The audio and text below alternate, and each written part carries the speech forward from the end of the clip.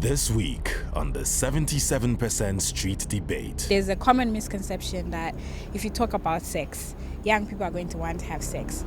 A lot of young people, my friends, when they're talking about their sexual encounters, everyone works for their own orgasm. When you get in a relationship with a guy, one of the few questions that they will ask you is, what is your body count? Your mom cannot believe what you're saying. You know, like it is So about the people you have slept with in your talking stages. If you're a guy and you're not back and forth with females, it's a problem in the community. People want to know, hey dude, is something wrong?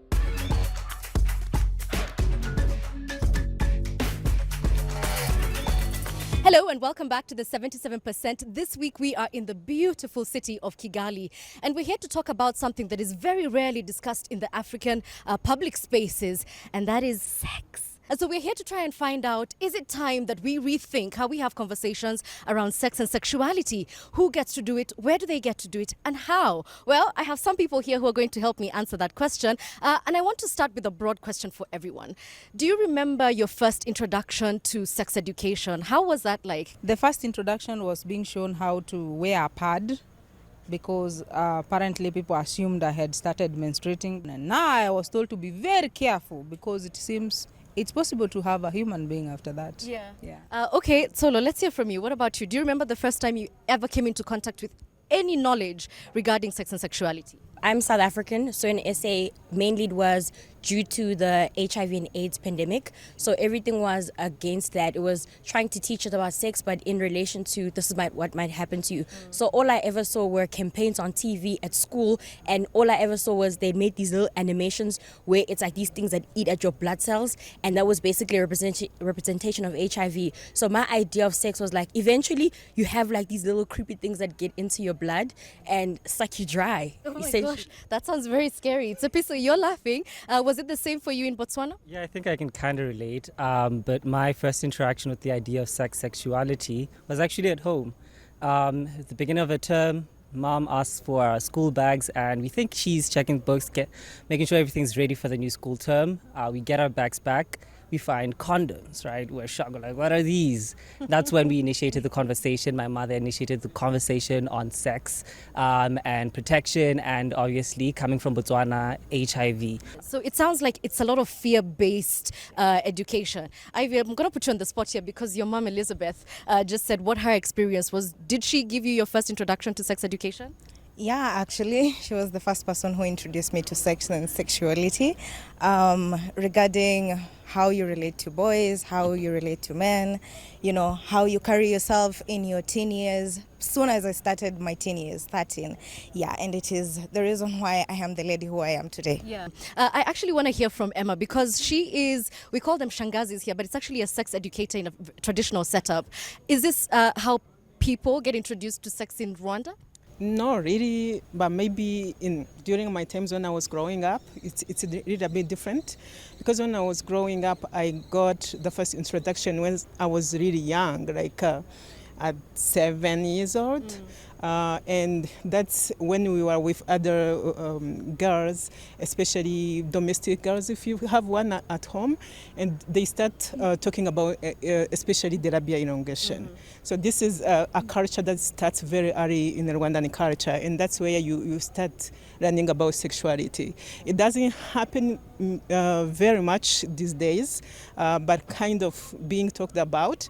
But yeah, you can be introduced to really sexuality as young as 7, not by your mother, not by your family members, but other girls. Okay, so Amina, let me come to you briefly because, all right, we're seeing that there's various ways that people got into contact with the information about sex, and not just sex, but also sexuality. But why is it important to have something more comprehensive? One of the things that we've been able to see is how adolescents have harmful, if I can call it, or inadequate information about sexual reproductive health. Yeah. For example, there are some who have told us, like, if you do unprotected sex at the nighttime, you're not going to. At daytime, you're not going to get pregnant. You see, those are kind of information that. Wait, hold on, just a second.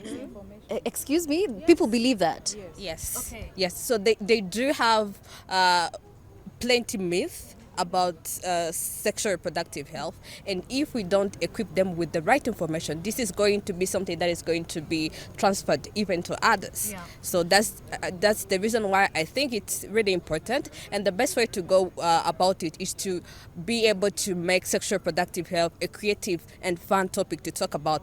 All right, so if we know that it's important and there are risks if it's not done right, why do you think that Africans find it so difficult to talk about sex? Sandrine, do you want to go first? As a medical student, I'm sure shy people come to you all the time. How do you circumnavigate that?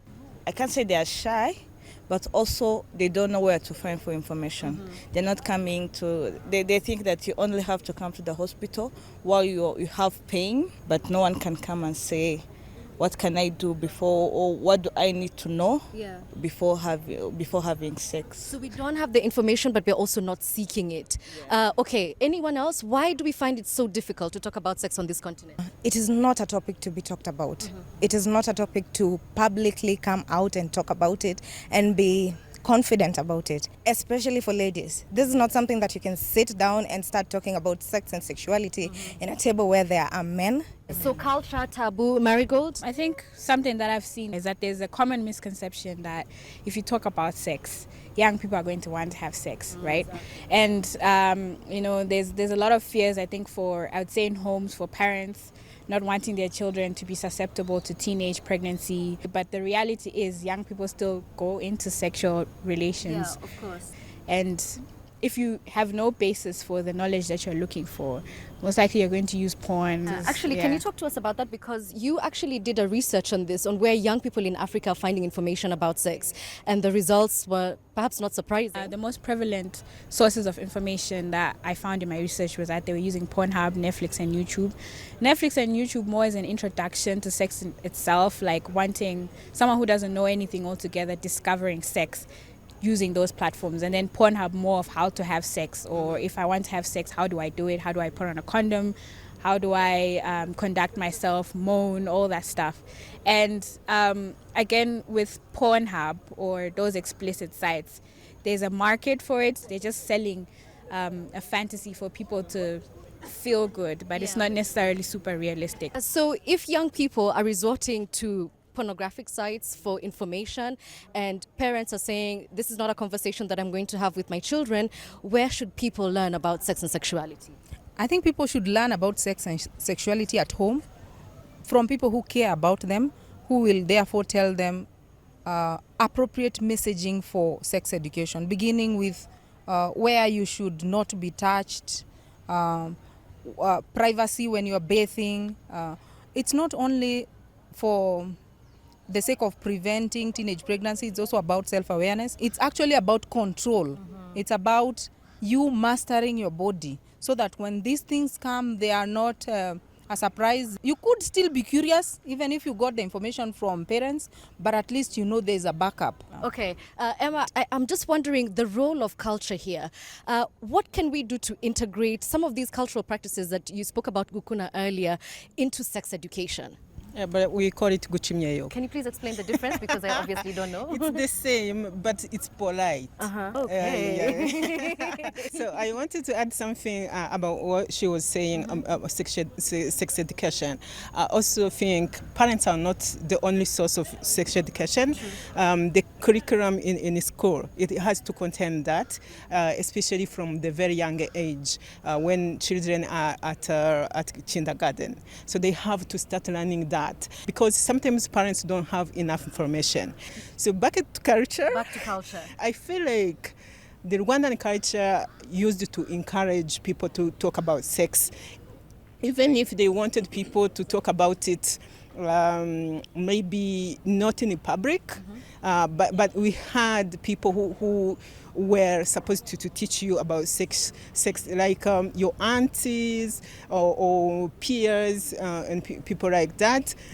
But when Christianity came in Rwanda, we started to learn that it's a sin. So kind of sexuality and things related, when you are not yet married, it's a sin. Why are you interested? Why are you talking about sex? And people start to think like you are not behaving well, you're not a Rwandan as we would like to see the girl who will be a woman or a wife in a home.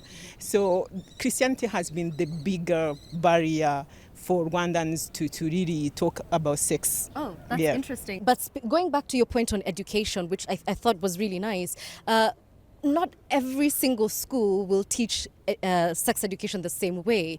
And I'm wondering, how do we close those disparities?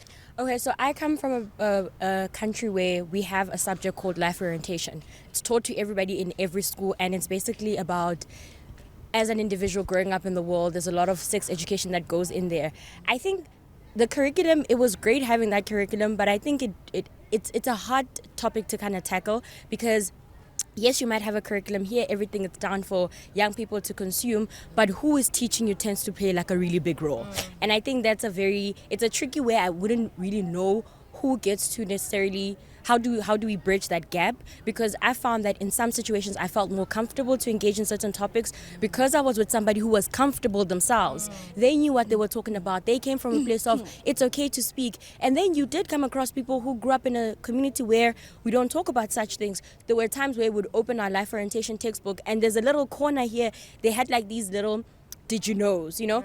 And sometimes you're like, oh wait, this says did you know this and this, and then you had those teachers who say, no, we're not talking about that right now. Very good point about teaching. As a person who's been in education for the last more than 18 years, it's about who brings it to life. And passing information about sex education or anything else for that matter will not transform people. One of the toxic things that people have been taught, in my view, is abstinence, because it is taught in a loop-sided way. And sometimes you could be expected to abstain until the day you get married. But the man you're getting married to has been having sex here and there. So he knows a lot of things. You have no idea about what you like, what you can't stand, what you can't tolerate, what just pisses you off. You have no idea. So I think of the things we really remember of the educators we went through are those people who had an impact in who we became after school, who changed something in us. So if this topic is that important, the population of the world depends on it apparently. So I think it should be given. The population of the world depends on it apparently. We are bringing up very independent, strong-minded ladies who may not get married, and they probably may not want to have children. So it's a choice they have. So I want to ask Emma a question, which is, how do we get men more involved in these dialogue? Because it seems to me that women talk to each other, and even now, you know, when we have the Sengas and Shangazis back in Kenya, it's just women who are there. How do we bring them into the conversation? It's very, very important that we bring men into the conversation, especially if I come back to the Rwandan culture. It seems like everything that a girl is doing it just to make the future husband happy.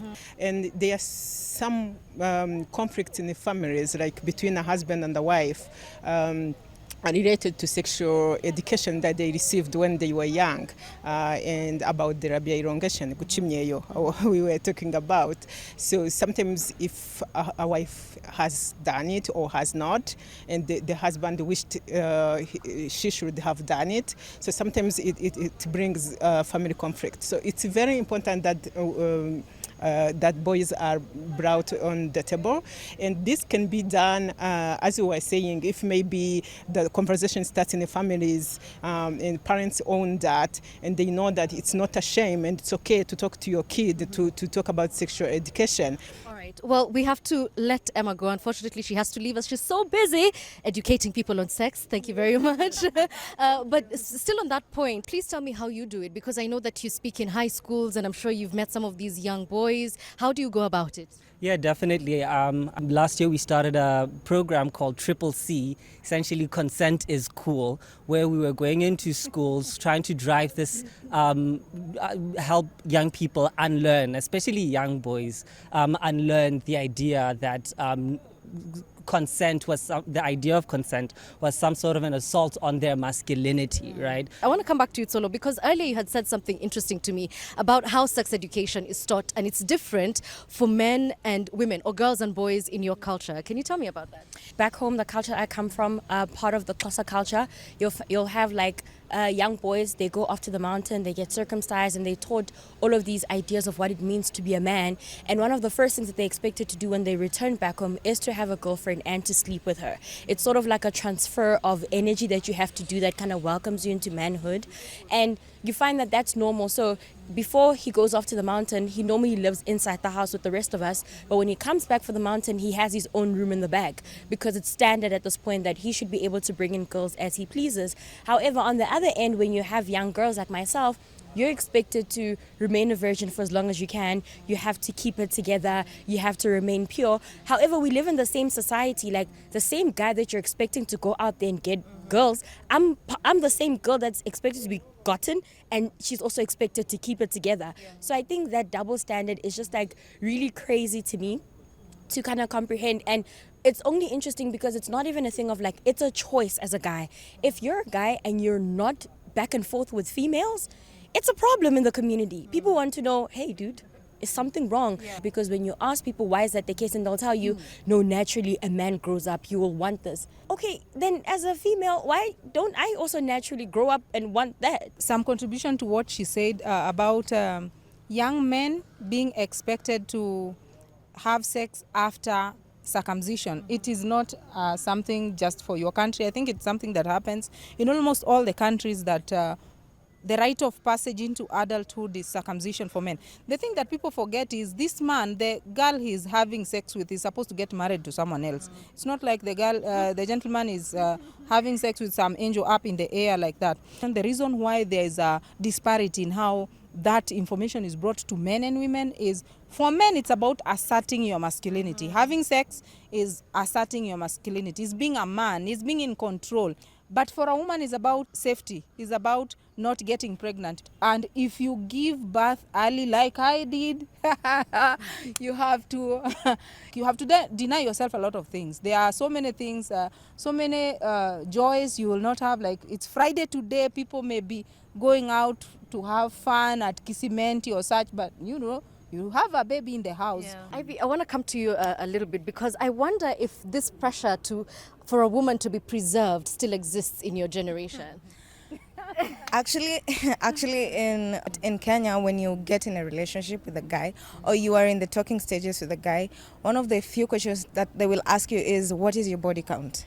And for most ladies, they actually lie about it. If I say my body count is 5, then they're like, damn, you have been passed around so much. Yeah, and the man asking you that has probably lost his count. But you, when you say 5, it is outrageous. Your mom is, your mom cannot believe what you're saying. You know, like, it is so about the people you have slept with in your talking stages. What business? Like, I may not even like you, man. Like, how according to the men, I should be preserved. You know, I should be in my bubble, be in my circle, not have sexual relations. But him, he is poking everywhere. Let me give Marigold a chance first. Right. I think the problem that we have around sex, especially as Africans, if someone is born a boy, the expectation is this is going to be a person who knows about sex, who's going to have sex, who is going to have sexual desires, and that's okay. And then the opposite is the case. For women, we are expected to be participants in sex, but not inherently sexual beings. So we're supposed to come and engage with this person who has the knowledge, who has, you know... Where does he get the knowledge from? From experience. He's been practicing, right? It's like there's a need to want to separate the sexual organ of a man with who he is. You know, sometimes you're I'm sorry to be explicit, but sometimes your dick tells you what to do, and there's nothing that you can do. Like your brain, your brain is not functional during that process. And then there's a purity culture that's on the other end of the spectrum. Tsopi, so you had a different viewpoint, right? Yeah, I have a little bit of a different experience in whether, like, how things are changing amongst young people in my space. When they're talking about their sexual encounters, everyone works for their own orgasm, right? I think that going along, it shows me that women are like taking control of their own sexual liberty and their right to see sex as something that is pleasurable for them as well. And I think what then becomes problematic is on our side as the gents, right? A lot of gents then become intimidated by seeing a young lady who's so in touch with their sexual side, right? And who's pursuing their sexual liberties as freely as we are as gents, right? By the way, we're speaking strictly here from a heterosexual point of view. You had... I was going to touch on that. I wanted to say, I think one thing we cannot eliminate when you talk about sex is power relations. I think sex is one of the biggest examples of power. And on both ends, in a heterosexual relationship, whether we're talking about men or women, both ends run a risk, right? So here we're talking about trying to be masculine, asserting your dominance and whatnot. But I think what we need to talk about is reimagining those power dynamics. And what essentially are we saying? We need to understand that from a young age, as a young girl, or a young kid, if you are inquisitive about sex, you're considered to be promiscuous, and that you being promiscuous is essentially you're just gaining power over yourself and your understanding. But to a parent, it looks like you're taking power from them. In heterosexual relationships, when young girls start to know themselves a bit more, their bodies and what they like, what they don't like, they say yes, they say no, men take that as taking power away from them. Because I think when we talk about consent, we like to talk about young girls giving consent, but we have situations where men's consent is not considered. And in those type of conversations that I've been in, when a guy has not fully given his consent or he wants to retract his consent, the girl will feel like, are you not trying to be manly enough? Like, where's your power? But that's not a loss of his power. I'd like to hear some solutions, some ideas you have on how we could make sex not a conversation that's shrouded in mystery and secrecy, but more open and in a healthy way. The main responsibility I would put for Africa in general is on government. Like, from a policy perspective, there should be an onus on sexual reproductive health education, how it's integrated into schools, the type of education that is integrated to schools and why. And then on a social perspective, I think we need to all challenge ourselves as individuals. I think the number one problem is we are making sex out to be this not inhumane, but something that's not natural. It's a very natural part of being a human being, and we should all view it as such. I like that. Yes. So for me, I think the best way also is to have intergenerational dialogues between the elders and youth. In that way, it can help us to bridge the gap and to know that we are in different eras. And the other thing also is to work closely with the local leaders. For instance, when we are setting Kigali menstruation station, we had to have a meeting with the local leaders to explain them what we are bringing to them and the reason why it is needed. In that way, after them understanding and showing them the numbers, because we started by doing a survey in the nearby schools, it helped them to be like, you know what, we're even going to encourage our daughters and sons to come at Kigali menstruation station. So that's the best way. Can I get one more, please? And first, we need to get the shame off sex. It is normal. We need to start with the parents and train them to bring up their children in a way that they are comfortable and happy with whoever they are, with their bodies, and also to notice, to have parents who notice changes in your child. The other thing that can help us with sex education is to have the same thing taught to people throughout their life. Like, for example, you can't be telling people to abstain until after university, then you want them to get married and have a happy marriage life. Now, honestly, no. Somewhere along the line, people need to have appropriate, safe ways to be taught these things. And finally, Tsepiso.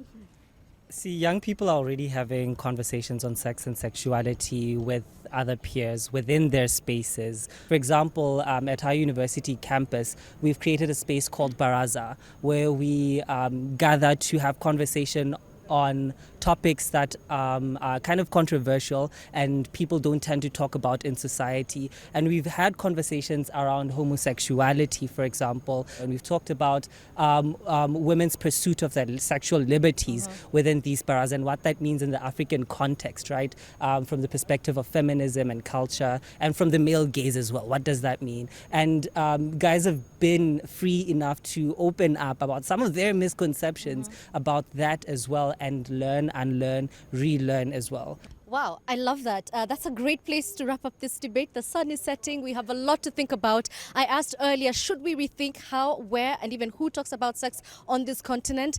That's a resounding yes, if you ask me. Thank you for watching. Kigali.